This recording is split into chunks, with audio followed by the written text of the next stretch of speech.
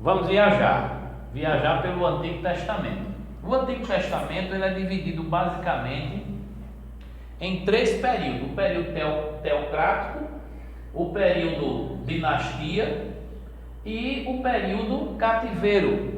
Mas a gente também vai falar do período pós-cativeiro, porque o Antigo Testamento trata sobre isso.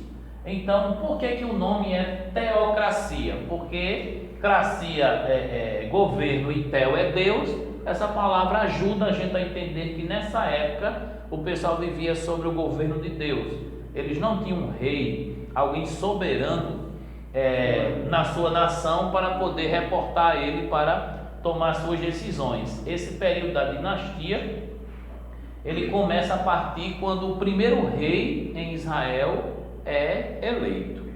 Então a gente vai colocar aqui esse período de teocracia mais ou menos 4.000 anos antes de Cristo até o período de 1.200 anos antes de Cristo.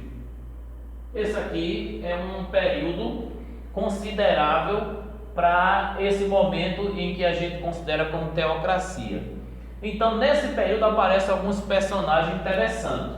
Aparece o personagem principal, inicial, Adão. Depois, o outro personagem principal é Noé. Aí depois aparece Abraão, que também é muito especial na história bíblica. Aparece Isaac e Jacó. E depois desse Abraão, Isaac e Jacó, vai se destacar José e por último Moisés. Dá para entender o que foi que eu fiz aqui? Sim. Dá para entender? Eu fui identificando nesse período em que Deus era quem se dirigia aos homens e os homens se dirigiam a Deus para poder reger o contexto social e histórico da época. Eu citei nome de algumas pessoas na ordem ali, mas eles não viveram assim tão pertinho do outro. Tem um longo tempo entre um e outro. Na apostila você vai encontrar datas, você vai encontrar biografias, informações sobre esses personagens. Mas aqui eu estou colocando essa ordem. Gil, como aluno iniciante, é possível mentalizar e memorizar isso aí que está sendo dito? É possível. É possível sim, inclusive com as datas e sabendo até a história de cada um. É possível. Eu sei que todos esses personagens aí, os irmãos devem ter escutado numa escola bíblica, numa pregação, num culto, esses personagens, sim. Já ouviu falar de Adão, o primeiro homem criado? Estava lá no Éden. Então tudo começou com ele. Deus fez uma aliança com Adão. Essa aliança foi quebrada do fruto do conhecimento do bem e do mal não poderás comer. No dia que comer, certamente morrerás. Comeu, quebrou a aliança. Deus fez outra aliança com outro homem. O nome dele? Noé. Disse: não vou mais destruir esse mundo com água. Não vou mais destruir. E vou deixar um sinal no céu para lembrar disso. Deixou o arco-íris e fez aliança com Noé. Passado um tempo, Deus vai lá numa terra chamada Ur, dos caldeus, que depois foi chamada de Babilônia. Tinha um homem lá chamado Abrão, depois foi mudado o nome para Abraão. Ele casou com uma mulher chamada Sarai, depois o nome dela se tornou Sara. E Deus falou com este homem, dizendo que dele serão benditas todas as famílias da terra. Fez uma aliança com ele, e o sinal era a circuncisão. Todo macho, ele vai ser circuncidado como homem consagrado a Deus e toda a sua descendência. Abraão fez essa aliança. Seu filho Isaac, que nasceu depois, fez essa aliança. Seu filho Jacó também fez essa aliança. Jacó, pelo nome, os irmãos já sabem. O cara era mentiroso, trapaceiro, suplantador. O nome dele significa até isso. Deus fez algo na vida dele que precisou marcar com a troca do nome. Passou a ser Israel. Inclusive o povo que foi gerado a partir de Jacó, 12 tribos, 12 filhos, passaram a ser chamados de povo de Israel, casa de Israel. E hoje é uma nação imensa. Jacó, no meio dessa história de Jacó, de 12 filhos, tinha um filho chamado José. Deus fez algo extraordinário na vida desse José, e esse José foi parar no Egito. Deus permitiu ele ser vendido, permitiu apanhar, permitiu ser preso, permitiu um monte de sofrimento, até que um dia Deus preservou toda a descendência de Jacó, porque esse homem se tornou o segundo homem mais poderoso do mundo, na época em que o povo correu para o Egito, numa época de grande fome, que Deus tinha revelado aquele faraó do Egito, e José tinha interpretado o sonho: vaca gorda, vaca magra, 7 anos de fome, 7 anos de fartura, e José foi o cara. Mandou trazer toda a família para o Egito. Quantos foram? 70. De 70 foram para milhões. Isso incomodou os próximos faraós. Até que teve um que disse: olha, vamos falar com as parteiras, quando estiver nascendo judeu, a gente manda fechar, matar na hora que está nascendo. As parteiras não obedeceram o faraó e deixavam nascer, e aí se multiplicava mesmo. Até que nasceu um menino, tirado das águas, e a mãe desse menino, com a sua irmã mais velha, chamada Miriam, arquitetaram a possibilidade de a filha de Faraó, quando se banhava no rio, encontrar um menino na cesta e se engraçar dele. E aí, sabe o que aconteceu? Procura uma mulher para amamentar, que eu gostei desse menino. A menina foi dizer assim: eu conheço uma mulher que pode amamentar. Trouxe a mãe verdadeira. Sabe o que aconteceu? Botaram o nome do menino de Moisés. Significa o quê? Tirado das águas. E Deus tinha um negócio tremendo, que esse tal desse Moisés foi criado na ciência do Egito, sabedoria científica, sabedoria secular, sabedoria de idioma, de escrita, tudo que você pode imaginar do terreno daquela época. E Deus levanta esse homem para ser o libertador de Israel, o legislador daquilo que é chamado de lei do Senhor no Antigo Testamento. Qual é o nome dele? Moisés, profeta, homem de Deus, que disse: no meio de vocês, Deus vai levantar um profeta semelhante a mim, a este ouvireis. Deuteronômio 18 fala de um grande profeta que viria, e quando ele chegou no Novo Testamento, Jesus disse: eu sou esse profeta que Moisés tinha dito. Moisés, que Deus usou para escrever Gênesis, Êxodo, Levítico, Números, Deuteronômio, é o fraco? E todos os livros que surgiram depois de Moisés tinham que estar em harmonia com o que Moisés escreveu para poder ser considerado inspirado e valioso e sagrado. É difícil de entender essa historinha? Não é difícil de entender essa história. E quando você lê os 5 primeiros livros do Antigo Testamento, você conhece essa história da teocracia. Nos 5 primeiros livros do Antigo Testamento. E aí, é claro, depois de Moisés vem quem? Josué, que foi o sucessor de Moisés. Todo mundo sabia disso, só que o povo está viajando, tem alguma coisa aí, não sei se é sono, fome, mas depois de Moisés vai surgir aí Josué, vai surgir aí Samuel, não é? Vai surgir aí Sansão, não é? O período dos juízes. E depois do período dos juízes, e o último dos juízes é Samuel, e Samuel vive no período de transição entre o período dos juízes e o período dos reis, que a gente vai chamar aqui de dinastias, que foram várias dinastias de reis que governaram esse período. Então, observe, depois de Moisés, que teve a libertação, as pragas, tudo aquilo que aconteceu no Egito, teve a travessia de 40 anos no deserto, e teve a posse da terra prometida. Na hora de apossar-se da terra prometida, Deus disse a Moisés: você não vai entrar porque você me desobedeceu. E aí Moisés e Caleb conduzem aquele povo à terra prometida. Terminou esse período da terra prometida? Não terminou, porque Josué, ele era um guerreiro, teve que lutar aí mais ou menos uns 30 anos para poder se apossar da terra toda, porque tinha gigantes homens cruéis, possuindo a terra, até que foram expulsos, para poder Israel tomar conta. Davi não entra não na dinastia. Vai entrar agora na parte da dinastia, porque eu coloquei aqui esse período de 1200, porque eu quero colocar Moisés no período de 1400 anos. E é nesse período de 1400 anos até 1200 que aparece o período dos juízes. Entendeu? De 1400 a 1200, esse período aqui é o período dos juízes. 13 juízes, não é? Acontece o período de Ruth, juízo, o período de Josué. Então Josué e todos os juízes, e até aquele período da história de Ruth, a gente tira aqui de cena para começar o período da dinastia, para a gente ganhar tempo aqui com o primeiro rei de Israel. Quem foi o primeiro rei de Israel? Foi Saul. Saul, ele governa um período e Deus levanta um homem chamado Davi. Ele governa por um período e Deus levanta um homem chamado Salomão.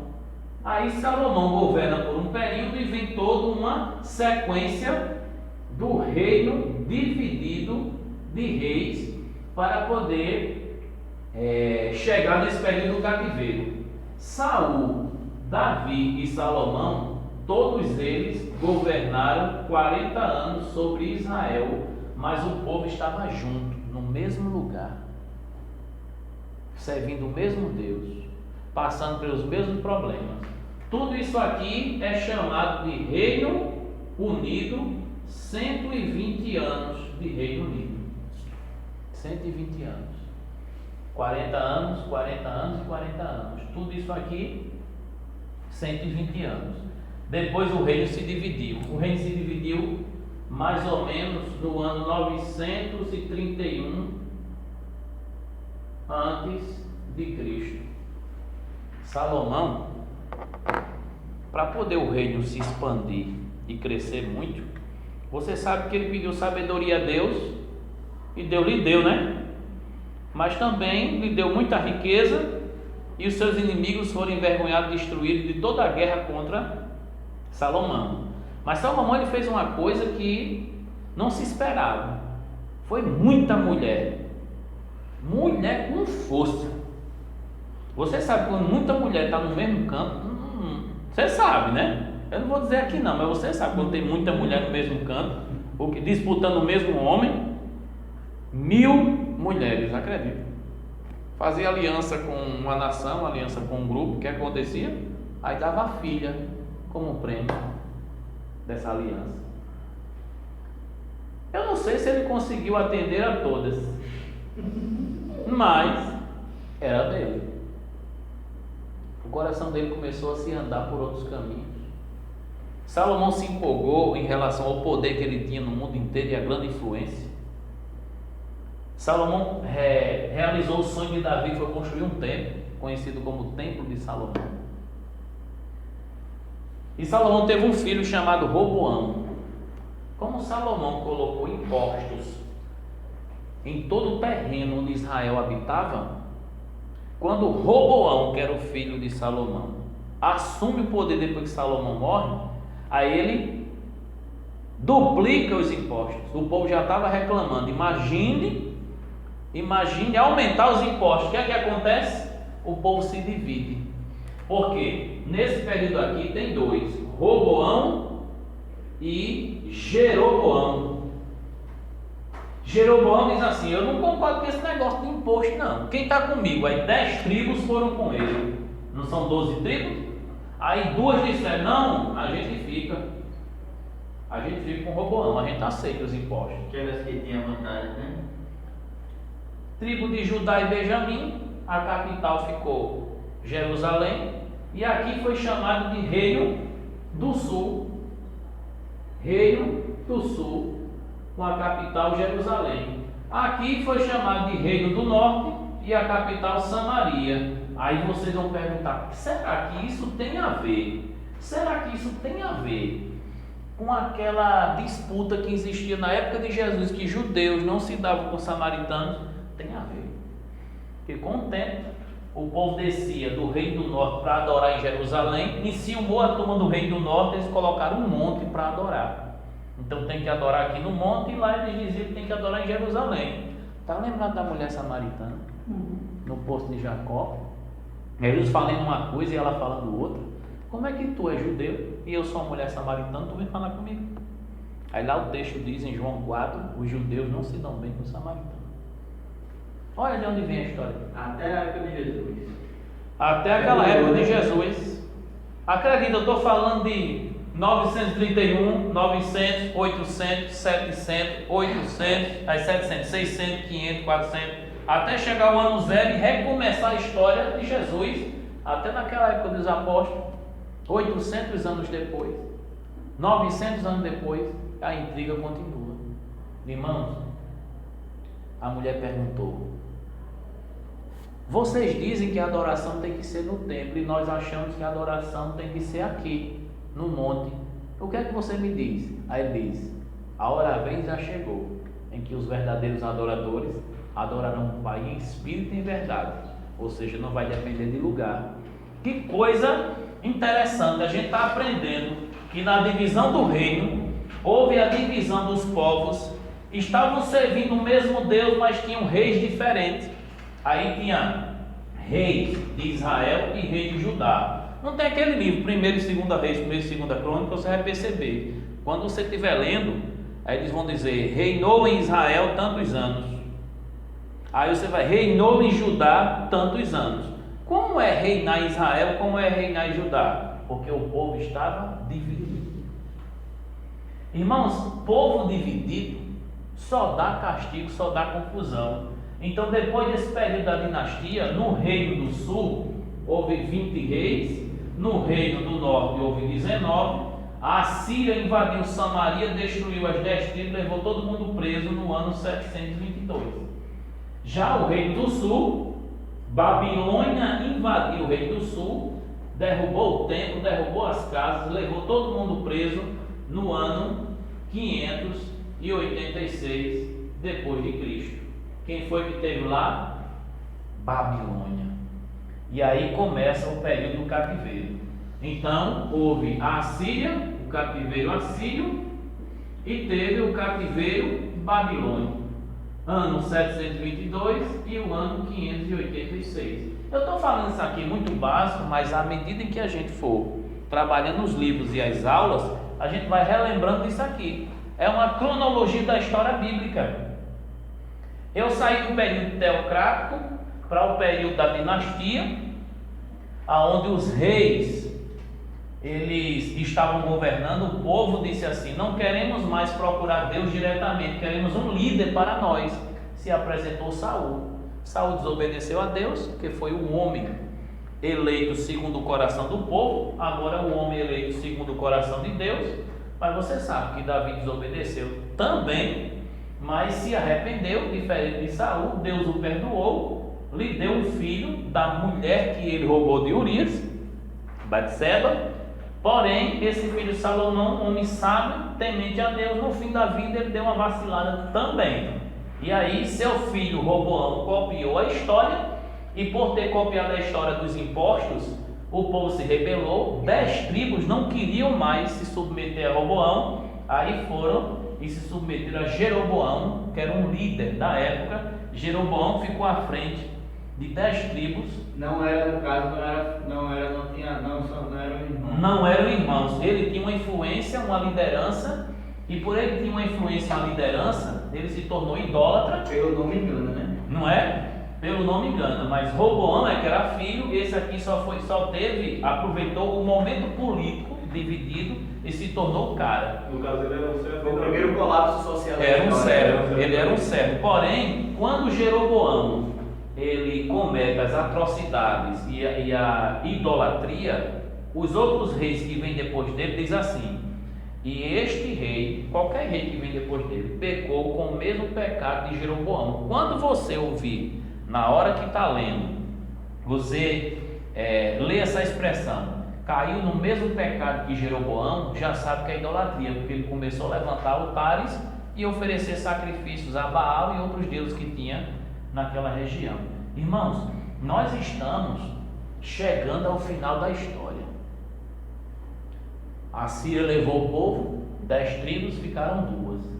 Aqueles profetas maiores e menores entram aonde agora?